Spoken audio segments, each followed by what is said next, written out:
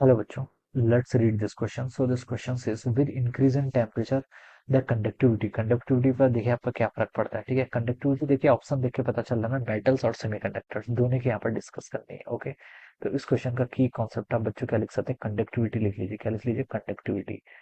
Conductivity this will be the key concept. ठीक है, conductivity बताने किसकी, मेटल्स की भी और किसकी, सेमीकंडक्टर्स की भी। ठीक है, तो देखिए बच्चों मेटल के केस में क्या होता है, मेटल्स के पास देखिए बच्चों क्या होता है, आपका large number of free electrons होते हैं। क्या होते हैं?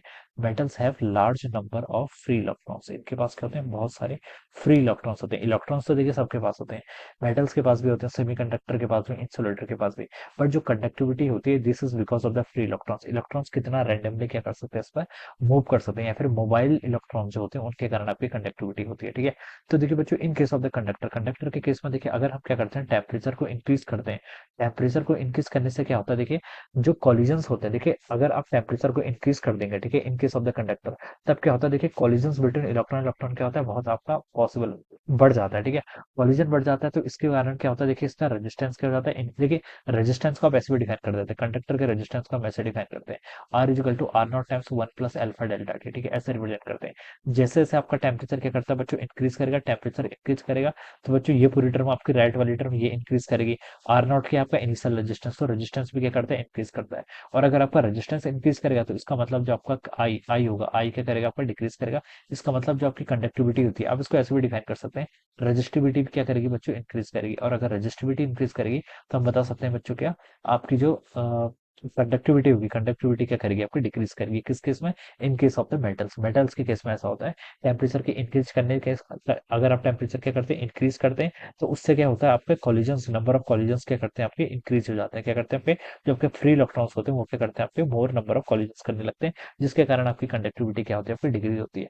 लेकिन जो सेमीकंडक्टर्स में इसका उल्टा इफेक्ट होता है। सेमीकंडक्टर में देखिए बच्चों क्या होता है, से इनकी कंडक्टिविटी देखिए हम डिफरेंट डिफरेंट तरीके से डिफाइन करते हैं। सेमीकंडक्टर्स में क्या होता है, अगर आप टेम्परेचर को इंक्रीज करते हैं तो क्या करता है, आपका रेजिस्टेंस बच्चों क्या करता है, डिक्रीज करता है, रेजिस्टेंस डिक्रीज करता है। और हम बता सकते हैं कंडक्टिविटी क्या करती है, आपकी इंक्रीज करती है।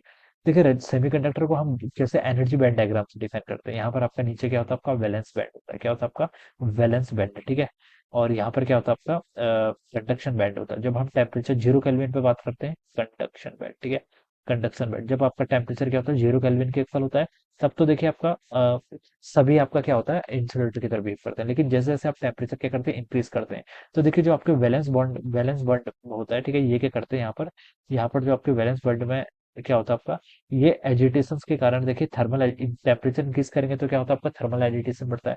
थर्मल एजिटेशन बढ़ता है तो ये क्या करते हैं, आपके यहाँ पर आपकी एनर्जी एक्वायर करते हैं। एनर्जी एक्वायर करते हैं तो भी आपके वैलेंस बैंड से क्या हो जाते हैं, कंडक्शन बैंड में आपके क्या कर लेते हैं, इलेक्ट्रॉन्स आपके मूव कर जाते हैं, जिसके कारण क्या होता है, आपकी कंडक्टिविटी क्या करती है, आपकी इंक्रीज करती है।